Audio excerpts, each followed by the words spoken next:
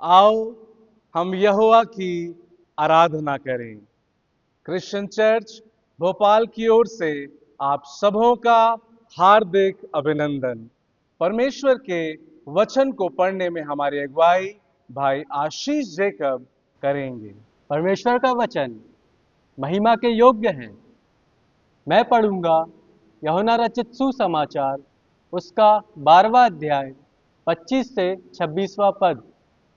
जो अपने प्राण को प्रिय जानता है वह उसे खो देता है, और जो इस जगत में अपने प्राण को अप्रिय जानता है वह अनंत जीवन के लिए उसकी रक्षा करेगा।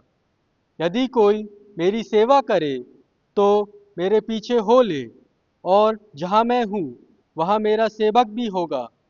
यदि कोई मेरी सेवा करे तो पिता उसका आदर करेगा। आमीन। आइए स्तुति के सिंहासन पर विराजमान परमेश्वर की महिमा करें।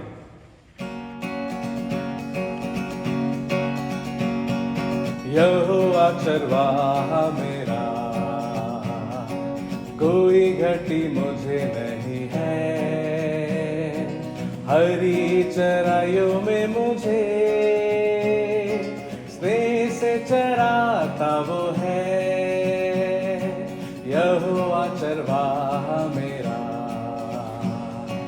कोई घटी मुझे नहीं है।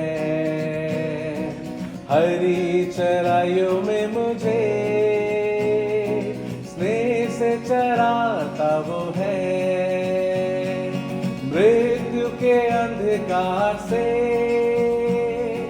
मैं जो जाता था, प्रभु यीशु के रहते हानि से ना डरता था। मृत्यु के अंधकार से मैं जो जाता था, प्रभु यीशु के रहते हानि से ना डरता था। यहोवा चरवाहा मेरा, कोई घटी मुझे नहीं है। हरी चराइयों में मुझे स्नेह से चराता वो है। हमारे मनन के लिए पढ़े गए वचन पर अनुभवी परमेश्वर के महान सेवक आदरणीय बिशप डॉक्टर विपुललाल जी के द्वारा प्रकाश डाला जाएगा। जो वचन आपके सामने पढ़ा गया यूहन्ना की इंजील उसका 12वां अध्याय 25 और 26वां पद। लेकिन 20वें पद में लिखा है कि जो लोग उस पर्व में आराधना करने के लिए आए थे उनमें से कुछ यूनानी थे। इस 20वें पद से लेकर 26वें पद तक को समझना बहुत जरूरी है, जहां पर यीशु मसीह पर्व के समय में एक बड़ी भीड़ के साथ में है। उस बड़ी भीड़ में यूनान के दार्शनिक लोग भी यीशु मसीह के से मिलना चाहते हैं फिलिप्पुस के द्वारा, और यीशु मसीह इस भीड़ के अंदर उन भीड़ और यूनान के बुद्धिमानों को कुछ महत्वपूर्ण विषय में कुछ बातें सिखाना चाहता है। जहां पर लिखा हुआ है उसके 24वें पद में, मैं तुमसे सच सच कहता हूं कि जब तक गेहूं का दाना।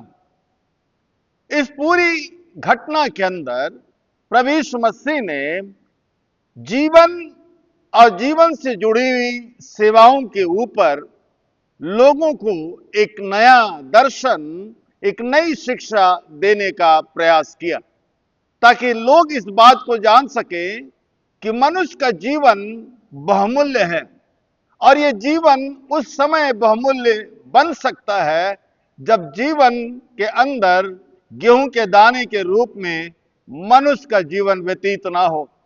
और उसके आगे चलकर लिखता है, प्रभु यीशु मसीह ने सिखाया कि जीवन का एक विशेष अभिप्राय वो है, उसके 26वें पद में लिखा है कि यदि कोई मेरी सेवा करे।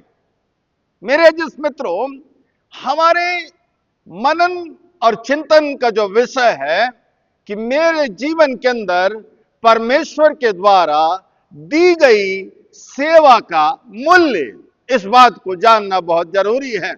प्रभु यीशु मसीह कहता है कि यदि कोई मेरी सेवा करे, यानी कि एक बड़ी इच्छा प्रभु यीशु मसीह की है, परमेश्वर की है कि लोग परमेश्वर की सेवा करें, परमेश्वर को जाने, परमेश्वर के निकट आए, परमेश्वर की आशीषों को पाए।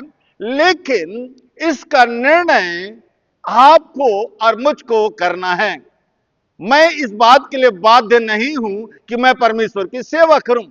मैं इस बात के लिए बाध्य नहीं हूं कि मैं परमेश्वर की सेवा ना करूं, क्योंकि निर्णय आपके और मेरे हाथ में है। लेकिन प्रभु यीशु मसीह ने कहा कि जो कोई मेरी सेवा करे, यानी कि प्रभु यीशु मसीह अपने सेवा के मूल्य को लोगों को सिखाना चाहता है कि प्रभु यीशु मसीह के पीछे चलना ही काफी नहीं है, लेकिन यीशु मसीह की सेवा। और जो सेवा के बारे में प्रभु यीशु मसीह अपने चेलों को, यूनानियों को, लोगों को बताता है, ये सेवा बड़ी महत्वपूर्ण है।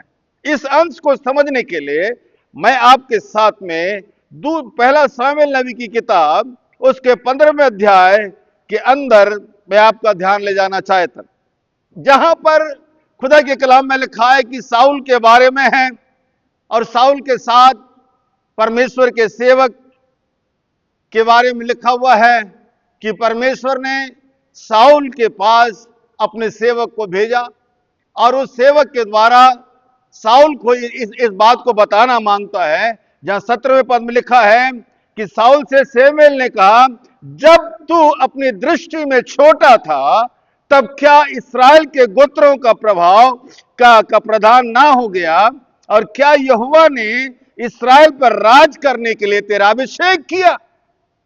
ये वाक्यांश शमूएल के द्वारा साउल को परमेश्वर बताता है कि जब तू छोटा था, जब तुझ में कुछ बातें नहीं थी, लेकिन परमेश्वर के द्वारा तेरा अभिषेक इसलिए किया गया। उसके आगे लिखा हुआ है 18वें पद में, और यहोवा ने तुझे एक विशेष कार्य करने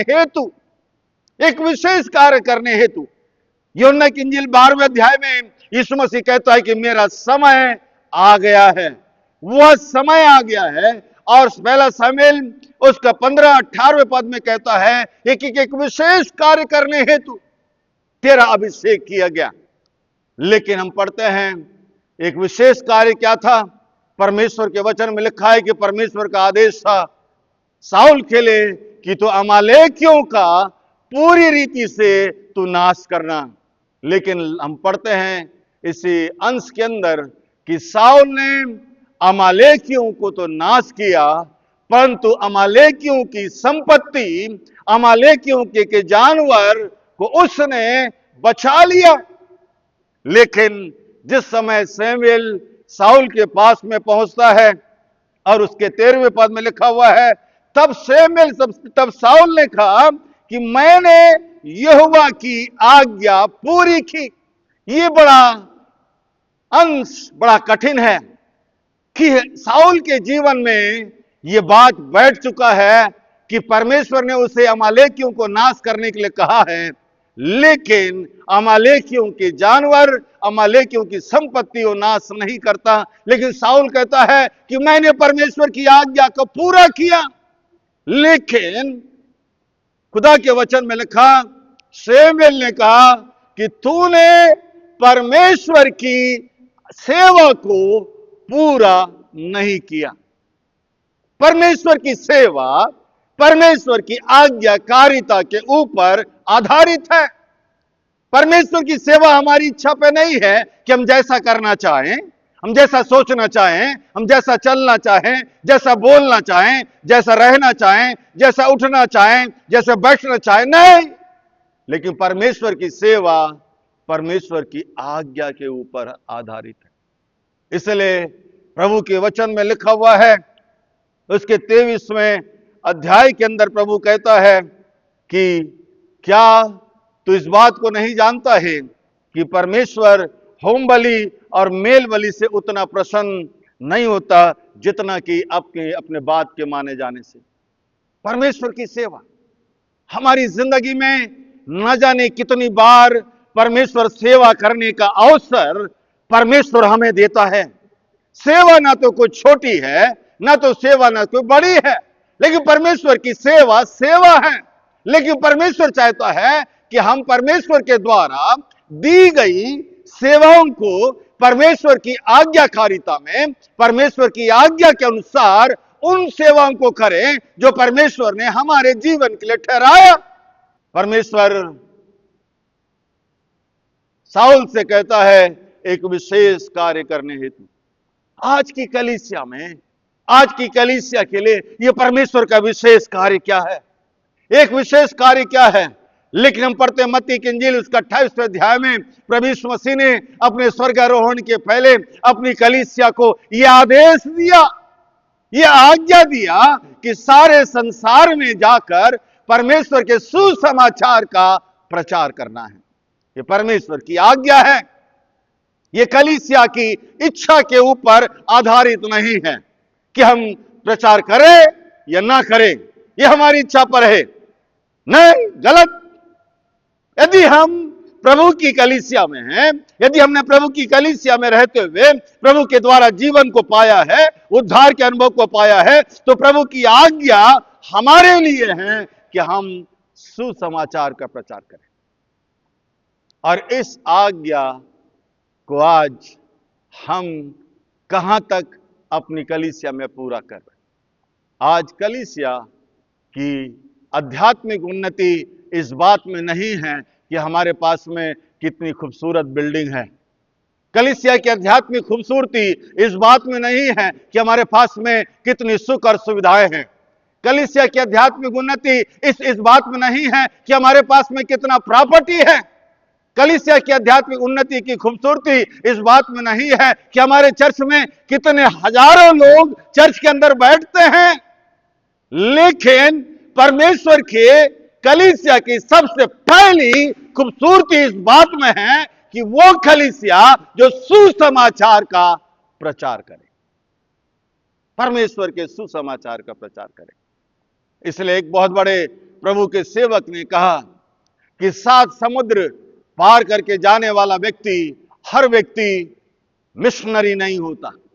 लेकिन आगे उसके चल आगे कहता है कि यदि कोई विश्वासी अपने घर में मिशनरी सोच ना रखता हो, वो कभी भी सुसमाचार का प्रचार कर नहीं सकता है। मैं पढ़ रहा था साधु सुंदर सिंह के बारे में। जब जीवन के अंतिम दिनों में उनका समय आ चुका था और जीवन की अंतिम उनकी यात्रा जो तिब्बत की यात्रा थी, उस बड़े तिब्बत की यात्रा के पहले लोगों ने उनसे कहा कि तिब्बत की यात्रा बहुत कठिन है, बहुत कठिन है। लेकिन साधु सुंदर सिंह ने कहा कि मुझे प्रभु यीशु मसीह की आज्ञा पूरी करनी है, और उस आज्ञा के कारण वो अपने स्थान से तिब्बत की ओर चल पड़े।